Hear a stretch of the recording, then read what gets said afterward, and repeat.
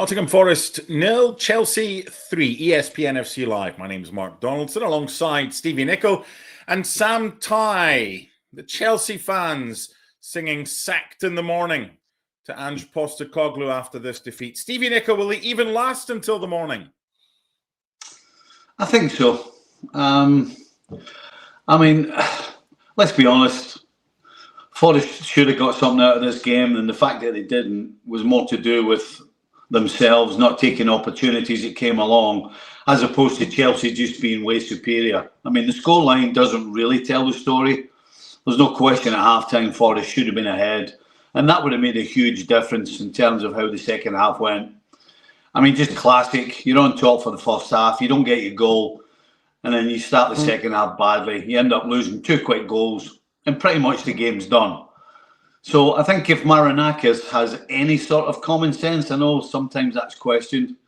If he has any sort of common sense, he'll give Ange some more time. Let's just put it that way. And I think he should. Yeah, but he doesn't seem to be that woulda, shoulda, coulda type of owner. No. And the other thing is, as well, as Stevie says, if he'd had kind of footballing common sense, he would have known that Ange Postecoglou is not a fit for the way that Forest plays. So all the headlines are going to be about Postecoglou. But from a Chelsea perspective, anyone who didn't see the game and sees they won 3-0 would think, oh, that was comfortable. It was far from it, especially that first half. So was it the triple change at half-time that turned this around? Yes, credit to Maresca here. He has injected some life and some positivity into what was looking like a very, very drab Chelsea performance. The sort of performance you might get off the back of an international break where several of your players may have flown very far to come back. I looked at the starting lineups. I saw Moises Caicedo on the bench. I thought, oh, that's going to be to do with South American travel. Enzo Fernandez obviously wasn't available. Things like that. You start to wonder, oh, could this be Forest Day? They really need a result. They're at home. This is an opportunity with a lot of players there that Ange just spent 2 weeks on the training pitch with. Could this be their moment? And you know what? It should have been. It really should have been based on that first half. You're right. But the changes in the second half just breathed life into the team. I think they were quite clever. I think bringing João Pedro back a little bit further and deeper towards the ball was important. Get him on the ball a bit more because he wasn't really getting ahead of the defence. But he did play that lovely chipped ball in the first half over for a good chance for Andre Santos. So get him on the ball and get him creating a bit more. And then get Neto into the game as well a little bit more too. It worked a charm. It really did. And bringing a player on like Caicedo, it kind of feels like everyone around him goes, right, we're going to be okay now. Moises is on the pitch. He is that good a player. This is always a tricky one. Because I can't disagree with Sam that the changes that were made at half-time made a difference. But are we going to glass half empty or half full? You know, the team he put on the field was abysmal. It was a shambles. I mean, players that have never played with each other. And in some ways you can say, really, they got away with it. And they really have gotten away with it. To make the 3 changes at half-time, it wasn't going to get any worse for Chelsea than it was the first half. So this is always a tough one. You know, on one hand, you can say, congratulations, Maresca, you made the changes that had to happen, blah, blah, blah. But then you got to say, what were you doing in the first place by the team he put on the field? He in my estimation, is a lucky boy.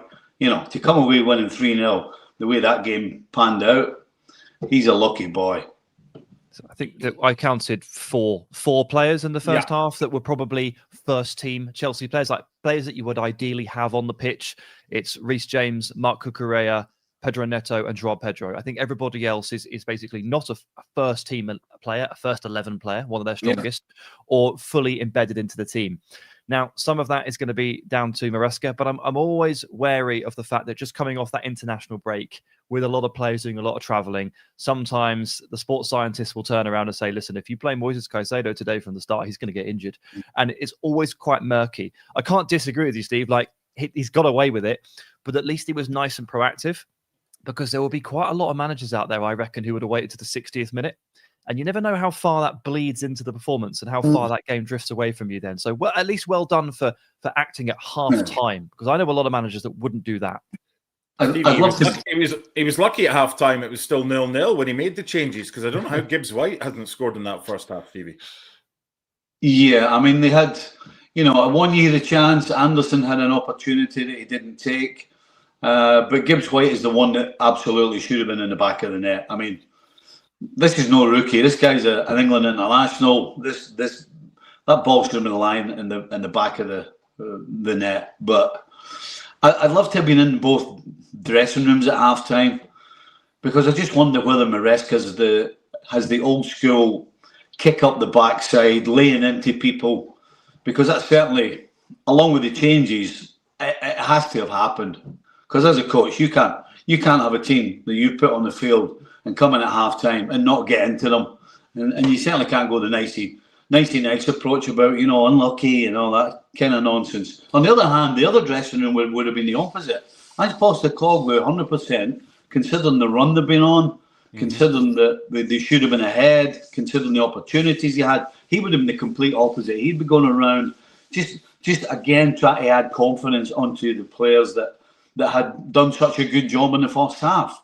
So yeah, this is one of those occasions where you want to be in the dressing room and see how certainly Maresca handled it. Yes, you got to make changes, but I'd love to know whether he actually gave them the rocket. Confidence is clearly an issue.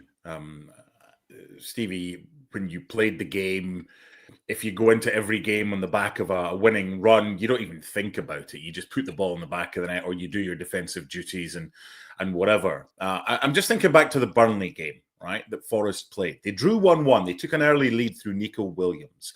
That's the only Premier League goal Forest have scored under Ange Postecoglou. They played a back four that day, and they're now a back five. Is this just a case of he'll continue to move things around to tweak things? Chris Wood came back from a knock on international duty, so Awoniyi started in attack. Gibbs White played further forward. Is this just moving the deck chairs in the Titanic for Postecoglou right now? A little bit, yeah. I mean, both manager and players, if they do something or they make a little tweak here and there and they end up getting a victory or some goals, then all of a sudden it gives everybody something to grab onto and believe in. And right now, that's where they're struggling. They're looking for something to believe in.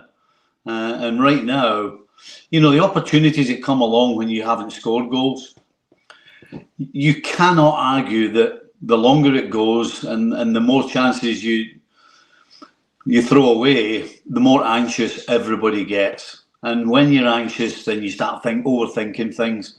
And when you start overthinking, then that takes longer time. It gives defenders time to get in a position to defend. It gives keepers an opportunity to make a save. I mean, everything just keeps piling up. And so right now, regardless of what end of the field it is for Forest, things are piling up because the anxiety throughout the side affects them on the field of play. And we clearly saw that today. Yeah. Okay, Sam, let's go into the second half, because that first half, it was watchable. It just, no one could finish. Chelsea scored twice in the space of, 3 minutes? Neto's cross, Achimpong with a good header, and Forest didn't really have a chance, did they, to get a foothold on the game and try and get back into it, and Chelsea are 2 goals up. What changes did you notice, apart from personnel, from Chelsea in that second half before they scored than we saw in the first half? Well, first of all, I'd just like to say, I mean, I was really pleased that Achimpong got a goal, because I thought he had a really good first half, and I've been really impressed with him coming through this season. Played probably about 300 minutes now in a difficult situation. Levi Colwill out for most of the campaign with a torn ACL, and he's stepped in. Maresca asked for a new signing in the summer, and he was told no, probably for PSR reasons, because let's be honest, if they could afford it, they probably would have made one. He's also keeping Joel Hasso on the bench. He's playing really well. I was really pleased to see him get that goal. And Neto found himself on the left side there for that cross, skidding Nico Williams and sending the ball in, which was really, really good. I don't think I necessarily saw too many changes from a tactical perspective early in that second half, other than energy, as in let's go and take this game by the scruff of the neck. You know that if Forest concede the first goal, they are going to capitulate, which happened because they're so fragile, as Stevie just outlined. Caicedo obviously adds a lot of energy into that midfield, so that's great. Pedro just dropping off the forward line and having Guiu occupy the defenders, I think was quite a smart move. Guiu actually just played the exact same role that Taiwo Awoniyi played in the first half, and Awoniyi left at half time and Guiu came in and played for the other team, and it was like we had 90 minutes of just a striker with sharp elbows, willing to ruffle and tumble with the defenders, push them over, run the channels, and just stretch and open that space so that Chelsea had a bit more room in midfield and so that Pedro can drop into those little pockets and do his thing. And all of a sudden, they just looked a lot better. But they really took hold of this game in part because they scored the first goal. And when whoever was going to score the first goal in this game was probably going to win, because Forest are super fragile and Chelsea looked, as you've rightly pointed out, a real shell of themselves for the first 45 minutes. Well, you got to say though, as much as anything else, Sells in goal was the one that just solidified this Chelsea victory. I mean, at home, 1-0 down, you've got a chance of getting back in the game. But when your goalkeeper, who actually last year was absolutely fantastic, throws it into the back of the net, you got no chance. His footwork was really poor for that free kick. It was touched by Reece James to Pedro Neto, and he got there as quick as he could. And he got hands. They weren't too good either, by the way.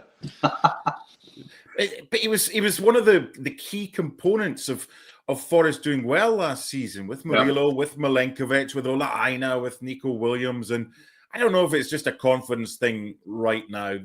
The players' confidence, some of them just looks shot, because at times Chelsea, once they went 2-0 up, Forest, they kept coming forward. And how Igor Jesus didn't score and he hit the bar and he hit the post. Forest will play worse this season and probably pick up something from games. But do you find it's the case, Stevie, in football when you don't have momentum and you don't have confidence, and when your luck's out, nothing goes for you?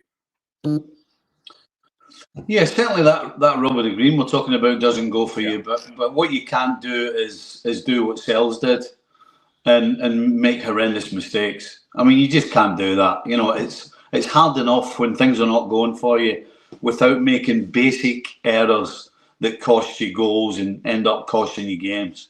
And I'd have to say, I was a little surprised. I thought the crowd might have been a little more hostile towards the team in the second half, but actually they sort of kept it under wraps. This obviously apathy, is not Stevie, wasn't it? It was apathy. Well, but sometimes, you know, if had it gone to full blown disgust, then we would be talking about Ange getting the sack. I think one of the reasons he won is because the fans weren't going ridiculously crazy and booing and screaming and shouting. You know, yes, apathy is the right word, but I think that'll contribute to the fact that Ange won't get the sack tonight. So yeah, that you think about Forest last year, the atmosphere and the team on the field was incredible. You know, everybody was 6'5", everybody was quicker, everybody wanted the ball, they couldn't wait to get on the field. The crowd made such an atmosphere. I mean, there just wasn't any downtime. And so right now, when it is the way it is and things are not going for you and the crowd aren't certainly into it the way they were, you cannot afford to make basic errors because it just compounds the struggles and buries you. I mean, that second goal from the Sells mistake is really the one that buries Forest, in my opinion. The crowd did boo a bit. Sorry, Yeah, Mark. The crowd did grow. At 2-0 they booed, but then they kind of almost caught themselves and went, well, hang on a minute, like, we're annoyed, but we still need to get behind the team. And there were still chances. They had something to get behind. Precisely, yeah. So it's almost like they use like the 1 minute of Chelsea celebrations for that second goal to really vent. And they're venting at Marinakis just as much as anybody else. In fact, more so. Let's be really honest. They're absolutely perplexed at how something so great has been like seemingly thrown away so quickly in the space of a couple of months. And the fact that they might be on to another manager very soon who might have a completely different style to Ange, probably a similar style to Nuno, because that's the man the squad is built in the image of. And they're just furious that such an amazing opportunity, a European campaign, seems like it's being thrown down the toilet. And so for a minute, they really vented. And then they kind of remembered themselves. And then they got behind the team. And again, you guys have said it, but like they're going to come away from this game thinking, how did Igor Jesus not score? How did Nico Williams not score? I mean, this back post volley, whew, that is tough. That is really tough. And it's these little things that happen in succession when the chips are down. How much of this, Stevie's on Marinakis? Is it all on him? Because I'm looking at the games, right? They beat Brentford in their first Premier League game. They got a 1-1 draw at Palace. And the West Ham game was weird. They didn't show up and they got beat 3-0. And it wasn't until another 9 days before Marinakis decided to get rid of Nuno. So Postecoglou can take a little bit of the blame here because he's not one. There's never been a Nottingham Forest manager that's gone 8 league games and not won a game. But Marinakis here just seems like the richest guy in the world that thinks he knows best, does what he wants, and then goes in the huff when what he does, which was clearly wrong, doesn't work. That's not going to work, is it? You really don't need to be a rocket science to figure this out, quite frankly. And yes, of course, Ange's has to take some blame. He's the guy that puts the team on the field, and ultimately he's the one that will generally pay the price. But you cannot expect one coach that sets the team up to do so well in a certain way, which is completely, utterly, and totally about giving nothing away to start and then building from there. And then you start adding the pieces. As time went by, Nuno started putting the pieces on with Hudson-Odoi, Alanga, people like that. And then all of a sudden, you've got a guy like Woods scoring all kinds of goals in the Premier League, which was head-scratching last season.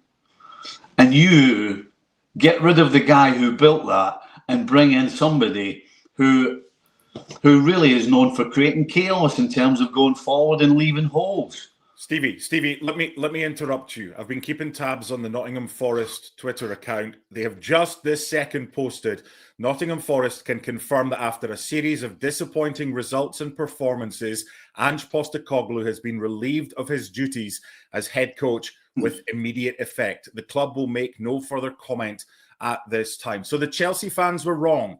He hasn't been sacked in the morning. He's been sacked in the afternoon. Your reaction, Stevie? I mean, I'm not surprised. It's not a surprise. Listen, it was a matter of time. When we started this, and I'm talking about, he'll probably not get a sack yet. We kind of all figured it was a matter of time. So it's not really a surprise. You know, it's just unfortunate that the Forest fans can't send a letter in and say that Marinakis has been relieved of his duties. Unfortunately, that's never going to happen.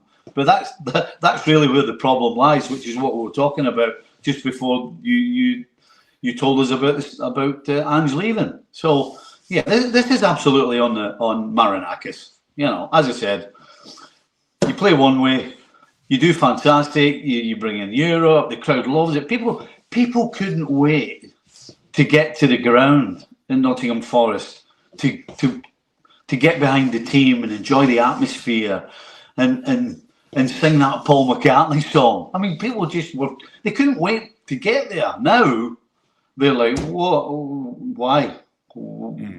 There's the enjoyment. Marinakis has sucked the enjoyment out of a Nottingham Forest home game. That's what he's done with his decision making. Okay, Sam. Bookmakers are never slow to put up next manager odds, and it hasn't happened in the couple of minutes since we've explained and told you that Forest have sacked Postecoglou. They have been running markets because it's pretty much been a fait accompli. So here you go. Tell me out of this lot, these are the favourites right now, who you think will be the next Forest manager. The favourite is Sean Dyche at 4-5. Marco Silva at 4-1. Jose Mourinho at 12-1. Obviously, he's back in management now in Portugal. Danny Roll at 14-1 after recently ruling himself out of the Rangers job, the former Sheffield Wednesday manager. Kieran McKenna at Ipswich, 14-1. Oliver Glasner at Palace, 14-1. And here's an interesting one. How about a job swap? Brendan Rodgers at Celtic with Ange maybe going back there, 14-1. Let's have some fun with this. Who are you going for? I was furiously writing those names down. So the favourite is Sean Dyche, and he's been talked about in the last couple of weeks. While that may be a relatively uninspiring choice by Forest's recent lofty standards, I think the key part here is you need to go and find a manager who can play with the players that you've assembled. So kind of be a Nuno impersonator, an imposter, if you will. Unfortunately, you're not going to get that man back. The bridge is burnt. He's at West Ham. It's done. But you're going to need to go ahead and avoid the mistake you just made by applying a manager like Ange to a squad like the one Nuno built, and go and try and marry the two together again. So from that perspective, Dyche does make some sense. The one that actually caught my ear there was Marco Silva, and Fulham fans won't appreciate me saying any of this at all. But as far as I'm aware, his contract comes up end of the season. If I was Marco Silva by this point, I would be a little bit frustrated with, at times, the kind of lack of ambition that Fulham show, especially in the transfer market. They went 8 weeks of this window without signing any players at all. They keep losing their best players. Unfortunately, it's the nature of the business for a club like Fulham. But Silva's a very, very good manager. And he is a very good aggressive manager playing against the ball. Like, yes, he'd like to get it down and play, but I've always been impressed by how difficult Fulham are to play against, how physical they are, how they press, how he gets players like Andreas Pereira to really put a shift in. That feels like the kind of thing that these Forest players are used to. So that's the one that caught my ear, apart from Jose, obviously, but we know he's back at Benfica. 39 days is the shortest Premier League reign. For the next manager, it might be a case of rent, don't buy. It's still an attractive job at a big football club, but Sean Dyche wasn't the favourite after Nuno left because that wasn't the type of football that they were looking for. Is this season, Stevie, now about survival and staying up for Nottingham Forest, given last season was about potentially qualifying for the Champions League because they've made such a mess of it? 100%, absolutely. Right now, if you're at Forest right now, the only thing you can or should be thinking about is the very least we have to do is stay in the Premier League. Forget your European campaign or anything else. Right now, the way they're playing, the way the results have gone, they have to think about how do we stay in the league, and that's why Sean Dyche should be and probably will be the next manager, because he will organise them again, and they'll be back to somewhat the way they were under Nuno. And the players will like that because they will recognise all the things that they used to do under him, and certainly not under Ange. In terms of Silva, though, or any other manager of his ilk, why do you want to go to Forest with an owner like Marinakis? You know, Marco Silva's not in a position where he needs a job, where he needs to prove anything. He needs to go again to maybe a step up to try and get back up the top of the ladder. He doesn't need to go and put his reputation on the line for a guy like Marinakis, who in 10 games' time again could turn around and sack him. So, you know, people like Marco Silva don't need the problem of Marinakis. Certainly, a Premier League side is tasty for a lot of managers, but not for somebody in the position that Silva is. So, yeah, I agree that he's a great manager, but I don't think he wants or needs to go anywhere near this owner. And that's why, again, Sean Dyche, no question, will want to get back in it, and he certainly wants to get back in the Premier League. And this kind of fits him, and it fits Forest as well. Prior to the announcement that Nottingham Forest have sacked Ange Postecoglou, I was going to ask you the question, Sam, about where you think Marinakis went after leaving his seat in the director's box in 66 minutes and not returning. I think the answer is pretty clear now, clearly to his office and maybe a call to his lawyers. It seems so, yeah, with the paperwork ready to hand out at full time, probably stood in the tunnel. Look, Marinakis is, he's a decisive guy, and that works both ways. Unfortunately, it encapsulates both sides of the sword. He was very decisive in deciding that he wanted Ange Postecoglou to take this team forward. He's been very decisive in recognising that that was a completely terrible decision and they need to go and do something else. The fact that seat was absent in the 66th minute when the camera panned to it, I don't actually know when he left. I mean, he may never have made it out for the second half. Who knows? 66th minute was when you left. They had footage of him leaving. Oh, they had it. Okay. The stairs. So that's pretty ominous. Yeah. And effectively heading into this this call, like, you know, for us to talk about this game, I was ready to say, if you'd asked me, do you think he's going to go tonight, I would have said yes, because that scene there, that was it. He's had enough, and when Marinakis has had enough, he tells us and he shows us, and he's done both in the last half an hour. It's kind of ironic, Stevie, that one of the best managers, probably the best manager in Nottingham Forest's history, ended up eventually going from Leeds United and lasted 44 days. It's still 5 days longer than Ange Postecoglou left at Nottingham Forest. A day that started with Nottingham Forest against Chelsea 25 minutes ago or so. It finished with Chelsea winning by 3-0 at the City Ground. And then midway through our chat, the news comes through. We broke it live that Ange Postecoglou has been sacked as manager of Nottingham Forest. Who is next? That's the big question. The way that Marinakis thinks, he may as well appoint himself. Bye for now.